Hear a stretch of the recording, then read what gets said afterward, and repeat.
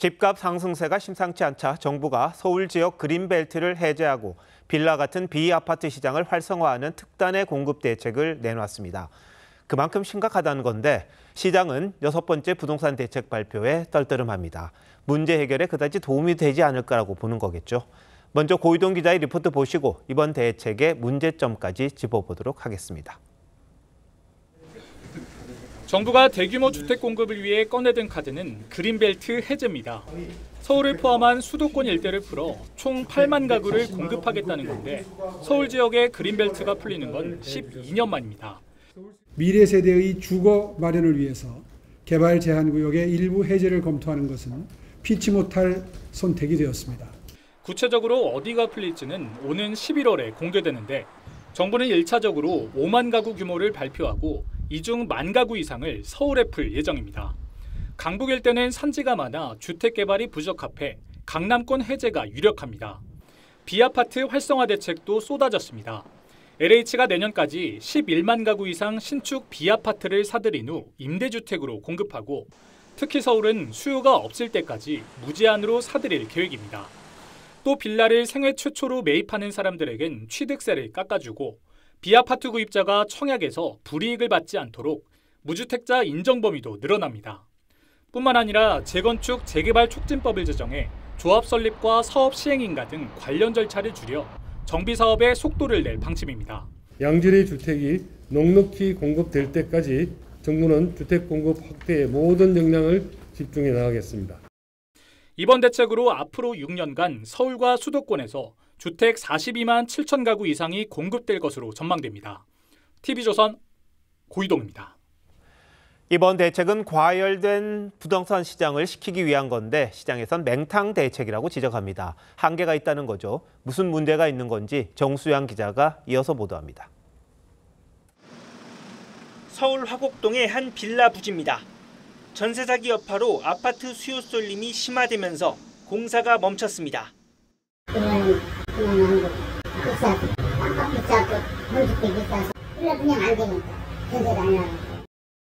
정부가 비아파트 시장 살리기에 나선 이유입니다. 하지만 아파트 수요가 빌라와 연립주택으로 이동할지 미지수인 데다 빌라는 다주택자 규제 완화에 따라 수요가 움직이는 만큼 실효성이 없다는 분석입니다.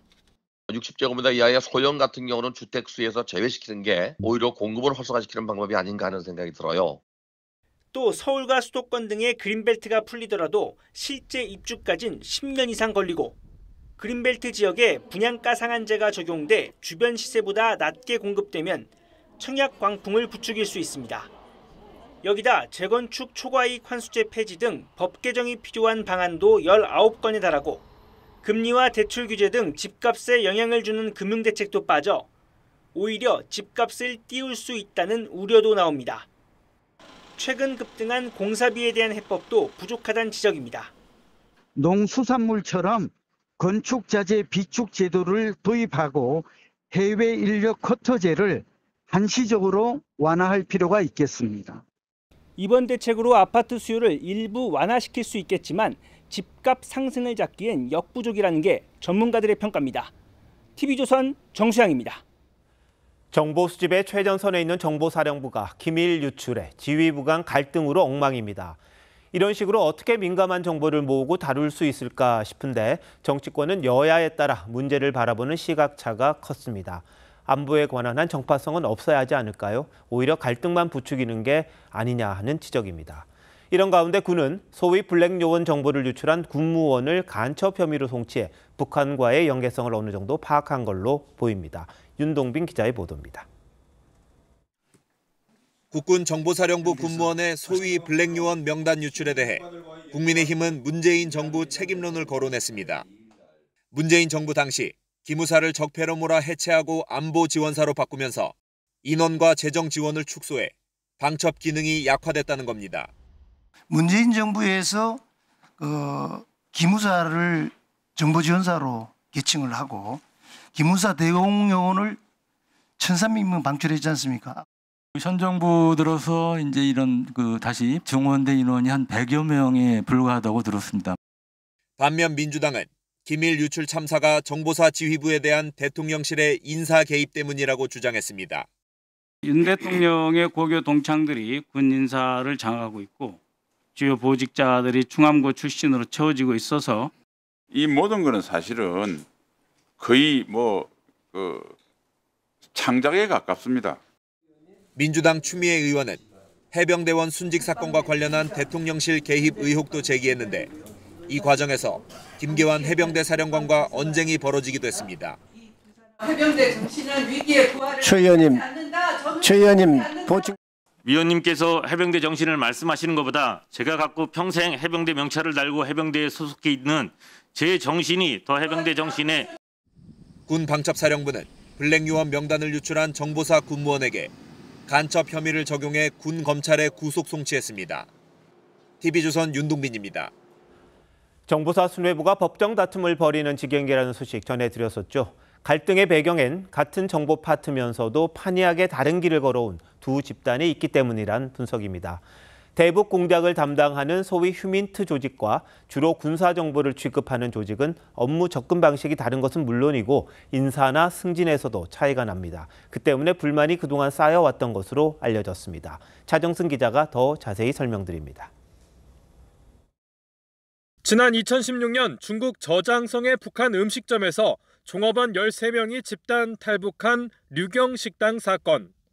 같은 식당에서 일하는 종업원들이 한꺼번에 탈북하여 입국한 것은 이번이 처음입니다. 당시 이들의 탈북에 결정적 역할을 한 게 정보사 대북 공작부대였습니다. 이른바 정보사 공작 라인이 도맡아온 조직인데 얼마 전 항명 혐의로 직무 배제된 여단장 B 준장이 대표적 공작 라인 인사로 꼽힙니다.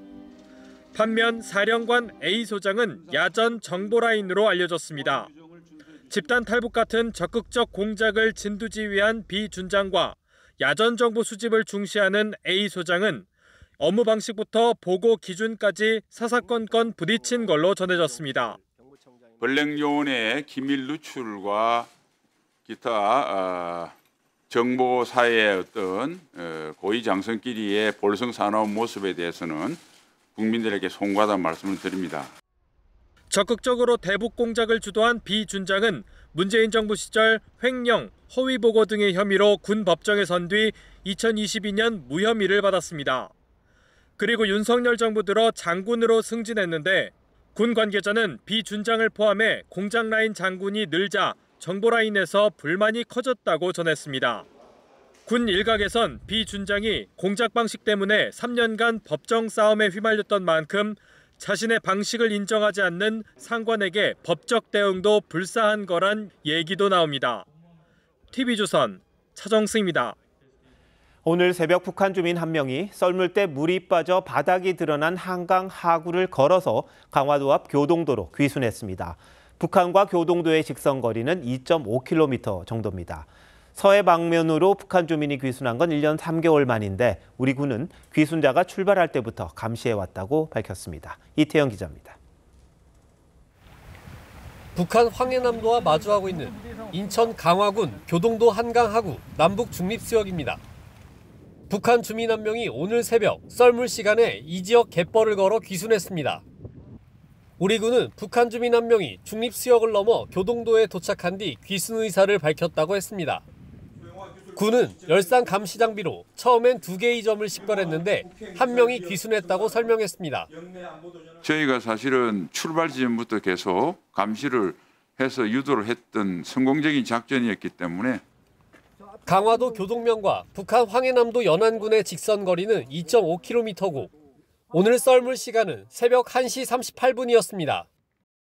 간조시 갯벌이 드러날 정도로 조수간만의 차가 심해 지난 2012년부터 2017년까지 북한 주민 6명이 헤엄쳐 귀순한 바 있습니다. 거리가 굉장히 가깝고 수심이 되게 얕은 편이에요. 북한 유관으로 보일 정도라서 물 빠지면은 가능해요. 합참은 신병을 확보해 국정원에 인계했다며 북한군의 특이 동향은 없다고 했습니다. 서해 방면으로 북한 주민이 귀순한 건 지난해 5월 목선 귀순 후 1년 3개월 만입니다. TV조선 이태형입니다. 오늘도 사우나에 갇힌 듯 덥고 습한 날씨가 이어졌습니다. 일부 지역은 38도 가까이 치솟으면서 사람 체온보다 높은 기온을 보였는데요. 언제까지 이 폭염이 이어지나 궁금한 분들 많으시죠? 당초 광복절 즈음 폭염이 사그라들 것으로 전망이 됐습니다만 변수가 등장했습니다. 북상 중인 태풍 마리아인데요. 상황에 따라서 폭염을 더 키울 수 있다는 전망이 나옵니다. 송민선 기자가 좀 더 설명드리겠습니다. 서울의 한 한복 매장. 곱게 한복을 차려입은 여성이 야외 촬영을 준비합니다. 그런데 한 손엔 우산, 다른 손엔 휴대용 선풍기를 든 모습이 이색적입니다. 날씨가 맑았다가도 갑자기 비가 쏟아지고 그러다 또 멈췄다가 또 해 쨍쨍 나다 또 다시 비 오는 일이 반복이어가지고 종잡을 수 없는 날씨에 대처법이 생긴 겁니다. 지금 여기 광화문의 기온은 31도, 습도는 70도를 기록 중인데요. 한복을 입고 5분만 가만히 이렇게 있었는데 땀복을 입고 운동한 것처럼 땀이 줄줄 흐릅니다. 낮 최고 기온은 경남 양산이 37.6도, 창원이 37도까지 치솟았고 서울 등 일부 지역에선 시간당 30mm 안팎의 집중호우가 내렸습니다. 쏟아지는 비가 더위를 식히기는커녕 폭염을 부추기는 가운데 제5호 태풍 마리아가 남쪽 바다에 뜨거운 수증기를 머금고 북상 중입니다. 또 수증기를 가지고 들어오기 때문에 체감 온도를 기준으로 하는 폭염특보는 유지가 되겠고요. 태풍 마리아는 오는 10일 새벽 한반도와 가장 가까워질 전망인데 비 대신 열기를 내뿜고 소멸할 가능성이 나옵니다. 한반도를 이불처럼 덮고 있는 두 고기압에 태풍의 뜨거운 수증기까지 더해질 경우 폭염은 지금과 차원이 달라질 수 있다는 관측도 나옵니다. TV조선 송민선입니다. 요즘 냉방병 증상 호소하는 분 많습니다. 혹시 코로나는 아닌지 살펴보셔야겠습니다. 이 냉방병과 코로나가 증상이 비슷한 데다가 이 코로나로 입원한 환자가 최근 한 달 새에 5배 급증한 것으로 나타났습니다. 코로나가 다시 고개를 드는 이유가 뭔지 황민지 기자입니다. 11살 민준이네 가족은 모두 코로나19 감염이 의심돼 병원에 왔습니다. 이미 자가진단 키트에선 4식구 전부 양성이 떴습니다. 목이랑 그다음에 두통 좀 생겼고요. 몸살이랑 열이 나요. 두들 나왔어요. 80대 노모는 코로나에 걸린 아들에게 감염됐습니다. 어머니는 지금 간이 나왔어. 인후통, 그거는 좀 심하고 이제 따끔따끔 아프고. 오미크론 계열의 새 변이 바이러스 KP3가 등장하면서 확진자가 다시 늘고 있습니다. 7월 넷째 주 코로나 입원 환자는 465명으로 한 달 사이 5배 이상 폭증했습니다. 최근 폭염도 확산세의 배경으로 꼽힙니다. 냉방을 하느라 실내 환기를 자주 하지 않는 데다 증상이 나타나도 냉방병으로 인해 바이러스를 퍼뜨릴 수 있기 때문입니다. 예, 냉방병은 일반적으로는 이제 인후통이나 고열보다는 약간 몸살이 좀 더 많고요. 코로나는 아무래도 고열과 인후통이 좀 더 많은 게 특징적입니다. 보건당국은 새 변이의 치명률이 비교적 낮은 편이지만 65세 이상이나 면역 저하자 등 고위험군은 백신 접종을 하라고 권고했습니다. TV조선 황민지입니다. 오는 15일 광복절 특별사면 복권 대상자를 가리는 심사가 법무부에서 열렸는데요. 김경수 전 경남지사와 조윤선 전 청와대 정무수석이 복권 대상자에 포함된 것으로 전해졌습니다. 이 사면과 복권 대상은 다음 주 국무회의를 거쳐서 최종 확정될 예정입니다. 신유만 기자입니다.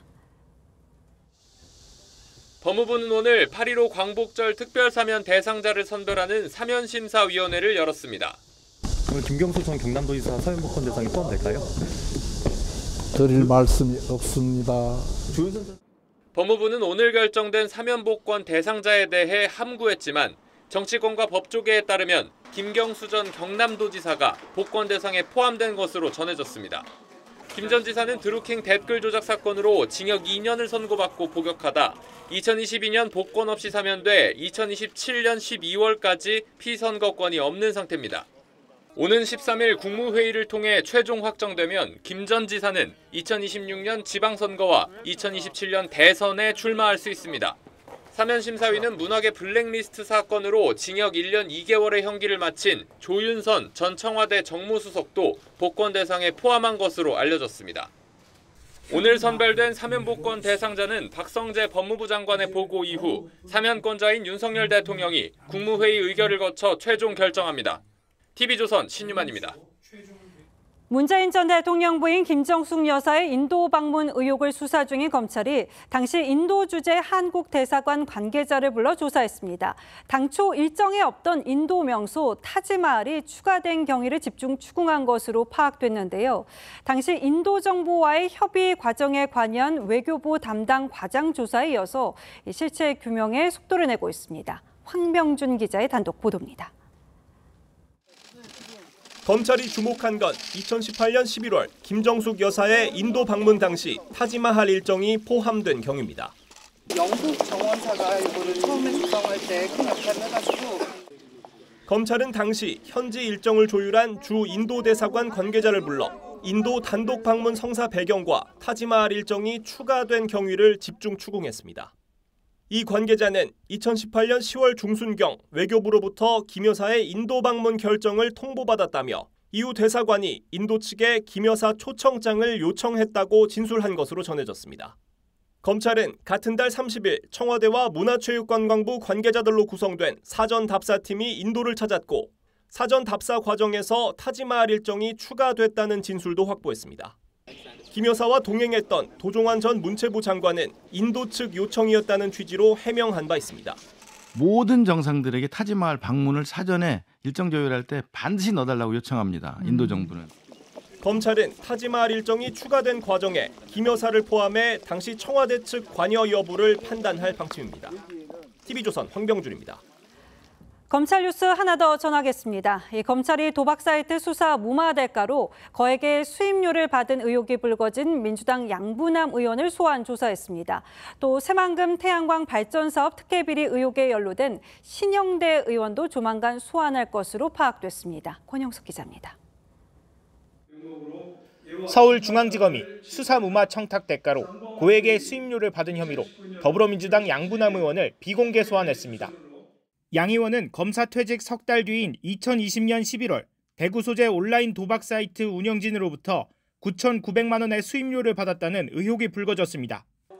앞서 경찰은 이 돈을 수사 무마 명목으로 보고 2차례 구속영장을 신청했지만 검찰은 혐의 소명이 부족하다며 반려했습니다.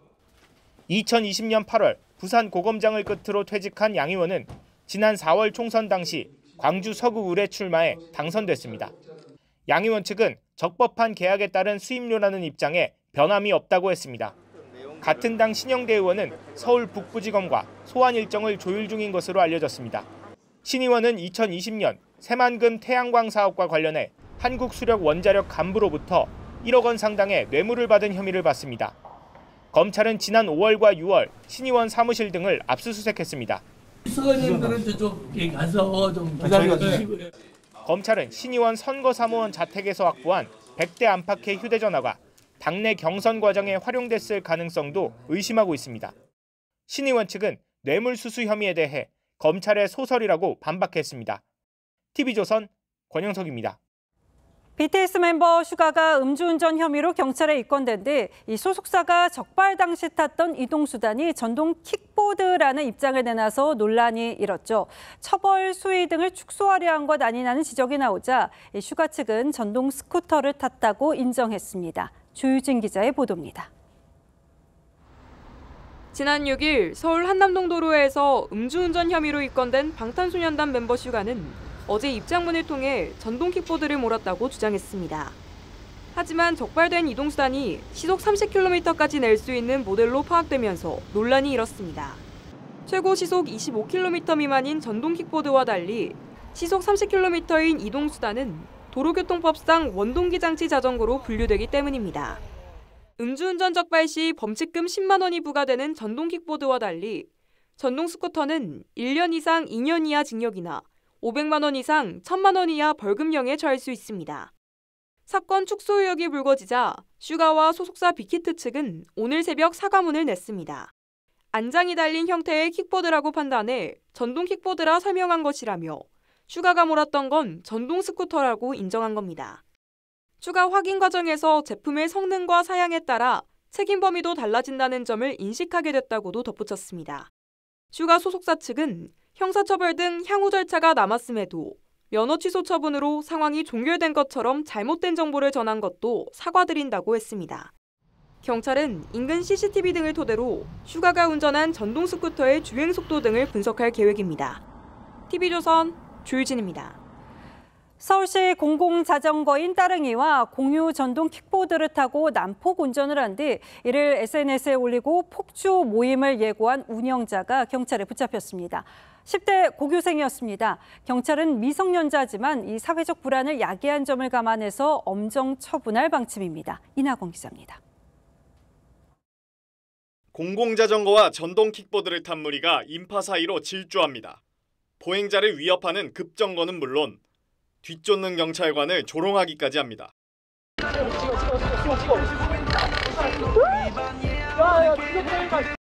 소셜네트워크에 따릉이 폭주족 연맹이란 이름으로 올린 영상입니다.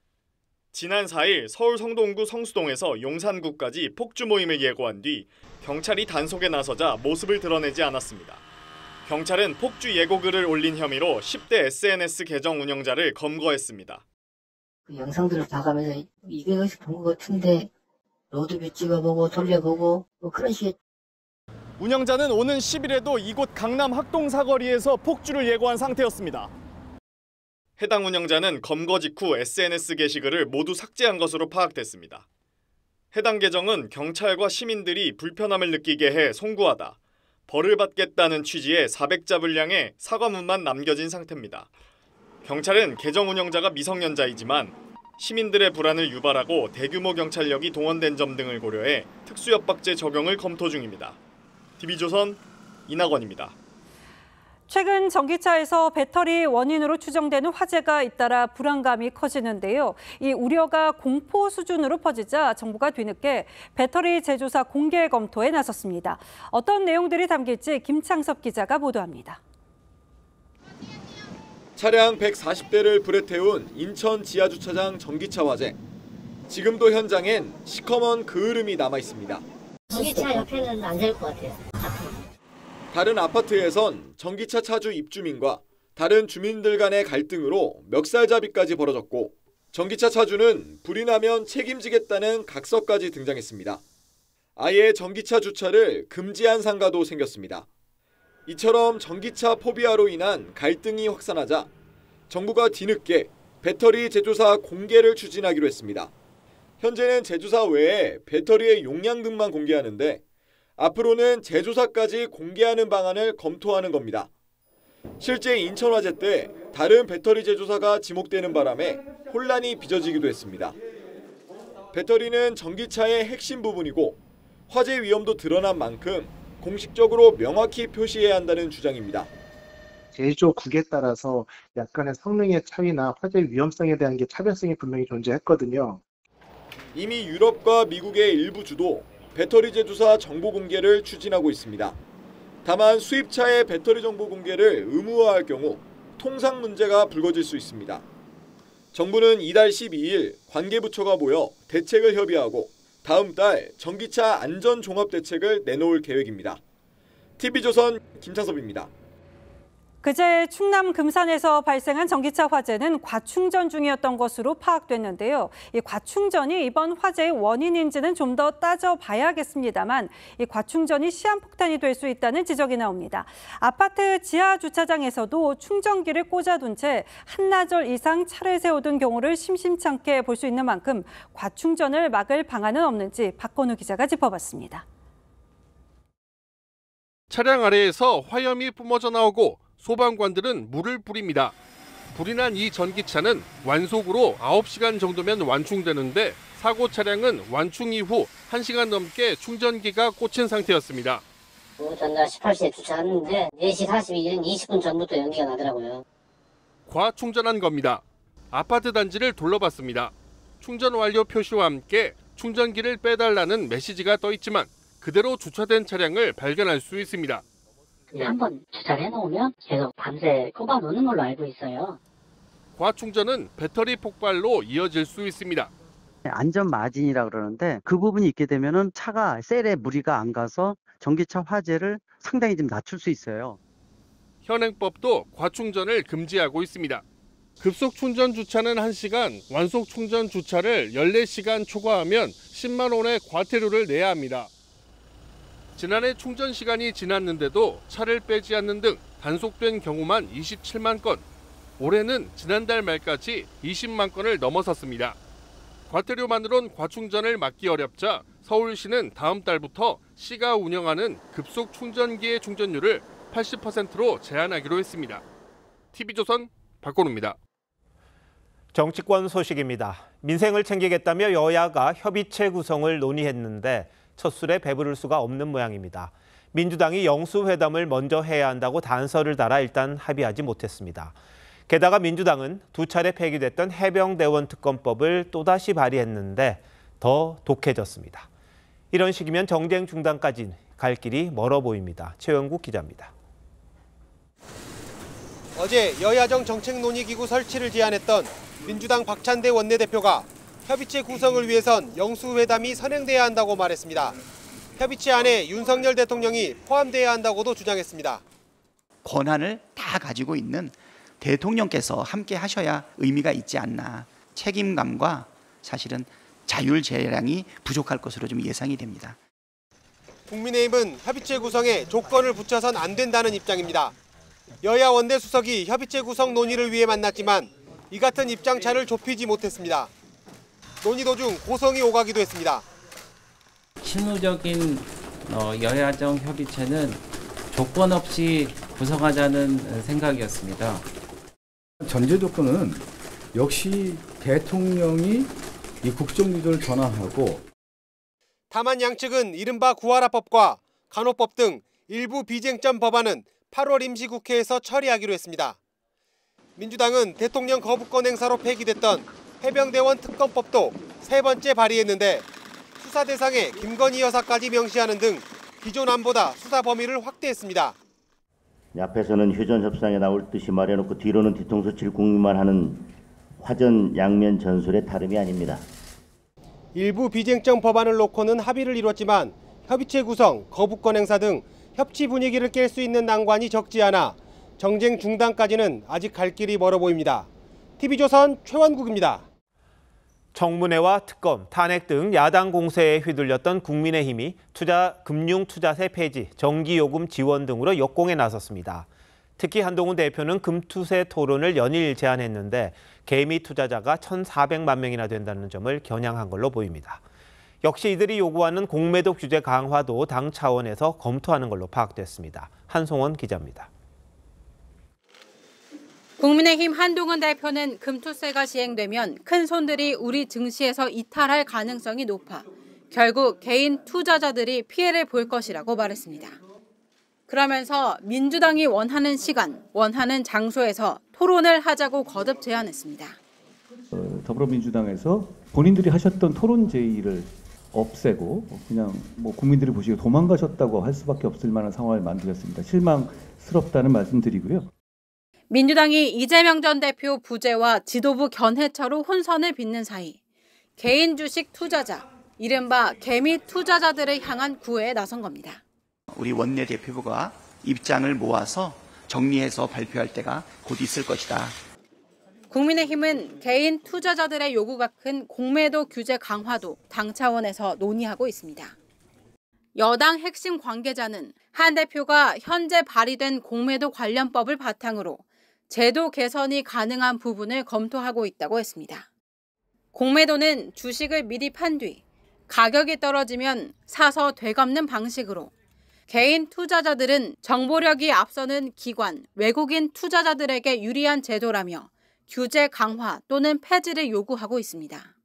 한 대표는 또 에너지 취약계층 130만 가구에 전기요금 15,000원을 추가 지원하는 대책을 발표하는 등 정책 주도권 잡기에 공을 들이는 모습입니다. TV조선 한송원입니다. 지난 월요일 증시가 폭락한 이후 국민의힘 한동훈 대표가 금투세 폐지를 강하게 밀어붙이고 있습니다. 벌써 사흘째 공개 석상에서 이 폐지를 주장하고 있는데 왜 그런 건지 정치부 이태희 기자에게 물어보도록 하겠습니다. 자, 이 기자, 한 대표가 취임한 지 이제 보름 정도가 지났잖아요. 근데 굉장히 강하게 다른 어떤 정책보다도 금투세 폐지, 이른바 올인한다 이런 느낌입니다. 한 대표가 갑자기 금투세 폐지를 들고 나온 건 아니고요. 지난 총선 기간 비대위원장을 맡았을 때도 금투세 폐지를 명확하게 주장했습니다. 금투세 폐지할 겁니다. 청년과 우리 시민들이 정당하게 자산을 불릴 수 있도록 할 겁니다. 금투세 폐지할 겁니다. 네, 지금 보니까 한 대표가 금투세 폐지를 청년하고 연결을 시켰는데 무슨 접점이 있는 겁니까? 이 금융 자산을 운용하는 여러 가지 방법 중에 주식 투자를 선호하는 비율이 가장 많은 연령대가 30대입니다. 이어서 40대, 20대 순인데요. 청년층에겐 유일하게 남은 사다리라는 표현까지 있을 정도로 관심이 많은 투자 방식입니다. 정치적인 이념이 아니라 실제 자신의 이익과 직결되는 문제라는 점에서 이들의 결집력도 상당합니다. 지난달 말 민주당사 앞에서 금투세 폐지 촛불 집회가 열렸고 다음 주엔 2차 집회도 예정돼 있는데요. 1,000명 이상은 참가할 거라는 게 주최 측의 설명입니다. 네, 그럼 이 금투세 이슈로 이 국민의힘에게 좀 취약하죠. 중도, 청년, 이 지지층을 확보하겠다 이런 계산도 깔려 있겠네요. 당장은 당 지지도 확장이 우선 과제겠지만 결국은 한 대표 본인의 대권 도전을 염두에 둔 움직임으로도 볼 수 있을 겁니다. 대선에 캐스팅 보트를 준 것으로 평가되는 이 중도, 수도권, 청년층, 이른바의 중수청 요구에 반응한다는 이미지를 선점하겠다는 의도로 보입니다. 민주당 이재명 전 대표가 당 정책위의장 입장과는 달리 금투세 완화를 주장하는 것도 같은 맥락으로 볼 수 있습니다. 또 이 문제에 무조건 반대만 해서는 역풍을 맞을 수 있다는 점도 민주당의 고민인데요. 이런 상황을 국민의힘이 파고들고 있는 거라는 분석입니다. 자, 이제 어제 오늘 나왔던 여야정 협의체 이야기 한번 해보도록 하죠. 머리 맞대고 민생 논의하자 여기까지 합의한 것 같은데 그럼에도 불구하고 왜 구성이 안 되는 거죠? 오늘 박찬대 원내대표는 대화의 주 대상으로 여당의 원내대표가 아닌 윤석열 대통령을 주로 언급했습니다. 대통령이 바뀌지 않거나 대화의 주체로 참여하지 않으면 협의 자체가 불가능하다는 겁니다. 대통령 거부권을 염두에 둔 걸로 보이는데요. 반면 국민의힘에선 민주당이 사실상 협의체 구성을 할 뜻이 없는 것으로 판단하고 있습니다. 민생과 거리가 먼 각종 청문회와 특검법을 멈출 의지가 없으면서도 비판 여론을 모면하기 위해 이 대화의 제스처만 취한다는 겁니다. 양쪽이 꼽는 정쟁의 원인 또 근본적인 해결책의 시각차가 워낙 큰 상황이라 결국 몇몇 비쟁점 법안을 합의 처리한 수준에서 그칠 거라는 우려가 적지 않습니다. 국민들 입장에선 또 속았다 이런 말이 나올 것도 같기도 하고요. 그리고 정쟁 법안 때문에 민생을 도외시한다는 이야기가 계속해서 이어질 것 같습니다. 일단 대환한다니까 좀 지켜보도록 하죠. 잘 들었습니다.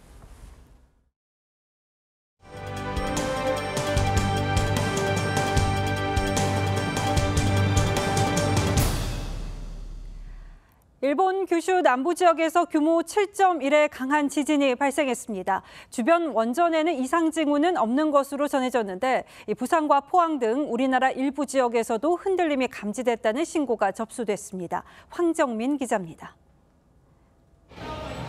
강한 흔들림에 놀란 쇼핑객들이 주저앉았습니다. 상점에 걸려있는 옷들은 좌우로 심하게 흔들립니다.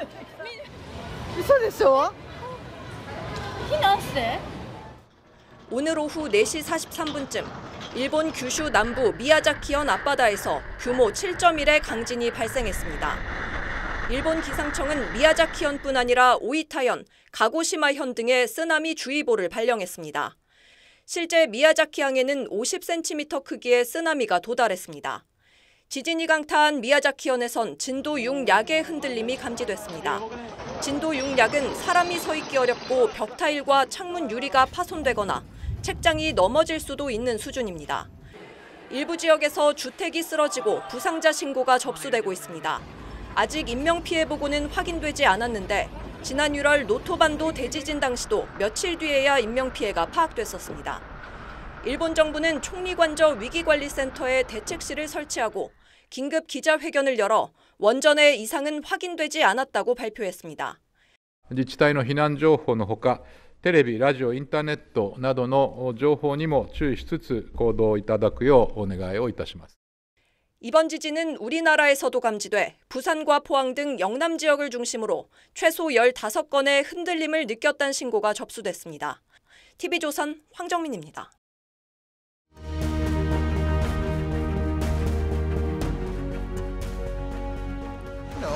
case of life. I'd never be able to find you again. Well, if we're meant to meet again, then we'll meet again. It's just not the right time now. 우연히 만난 남녀가 재회를 운명에 맡기고 헤어집니다. 연락처를 각자 책과 지폐에 적어 세상으로 흘려보냅니다. 몇 년 뒤 우연찮게도 책은 남자에게, 지폐는 여자에게 돌아옵니다. 둘의 만남은 우연이 아니었습니다. 시인이 1,000원짜리에 새 한 마리를 그려서 다른 돈과 함께 썼습니다. 6년이 지나 그 1,000원짜리가 새처럼 날아들었습니다. 안성에서 썼던 것이 바다 건너 제주도 호텔 앞 술집에서 나에게 돌아왔다. 야, 내가 웬일이냐, 돈, 오랜만이다. 돌고 돌아서 돈이라고 하지요. 우연 같지만 돈의 수레바퀴는 필연의 사슬로 돌아가기 마련입니다. 우연찮다는 말뜻이 우연하다와 비슷한 것도 우연한 일이 아닐 겁니다. 대장동 50억 클럽과 재판 거래 의혹을 받아온 권순일 전 대법관이 고발된 지 3년 만에 기소됐습니다. 검찰은 그를 문재인 정부 때 비공개 소환한 이래 지난주에야 불러 조사했습니다. 관련 특검법 논의가 본격화하면서 떠밀리듯 속도를 낸 걸로 보입니다. 그나마 핵심 의혹이었던 재판 거래는 뒷전이고 변호사법 위반으로만 넘겼습니다. 퇴임 후 변호사 등록 없이 김만배 씨의 화천대유 고문으로 활동한 혐의입니다. 4년 전 대법원은 이재명 경기지사의 선거법 위반 사건에 대한 2심 유죄를 무죄로 뒤집었습니다. 당시 권 대법관이 결정적 역할을 한 걸로 알려졌죠. 하필 그 대법 판결을 전후해 김만배 씨가 권 대법관 사무실을 8번 찾아갔던 사실이 드러났습니다. 그저 공교로운 우연이었을까요? 법원은 그간 재판 거래 의혹과 관련한 압수수색 영장을 3차례나 기각했습니다. 권 전 대법관이 화천대유 고문료로 1억 5천만 원을 받은 게 합리적 의심을 받을 만합니다. 세상 일은 우연이라는 시줄과 필연이라는 날줄이 짜는 천이라고 합니다. 우연만으로 엮어지는 일은 존재할 수 없다는 얘기입니다. 돈 냄새, 동취가 나는 일은 더욱 그렇습니다. 그러다 보니 검찰의 수사 성적표가 초라해 보입니다. 8월 8일 앵커 칼럼 오늘 권순일, 김만배의 우연이었습니다.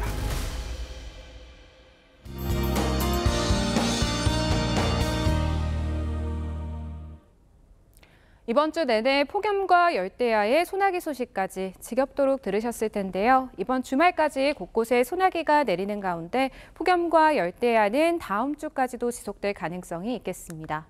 일부 강원 지역은 폭염특보가 해제됐고 여전히 전국 대부분 지역에 폭염특보가 내려져 있습니다. 내일도 제주도에는 5에서 60mm, 강원 산지와 남부지방에는 5에서 40mm의 소나기가 예상되고요. 호남과 제주에는 시간당 30mm 안팎으로 매우 강하겠습니다. 내일 아침까지 경기 남부와 강원, 충청과 전북 내륙에 짙은 안개가 예상됩니다. 오늘 밤에도 열대야가 이어지겠습니다. 내일 아침 서울의 최저기온이 26도 보이겠고요. 한낮에는 서울이 34도, 청주와 안동은 35도까지 오르겠습니다. 모레는 강원과 경북을 제외한 대부분 지역에 소나기가 내리겠습니다. 날씨였습니다. 8월 8일 목요일 뉴스나인 마칩니다. 시청해주신 여러분 고맙습니다.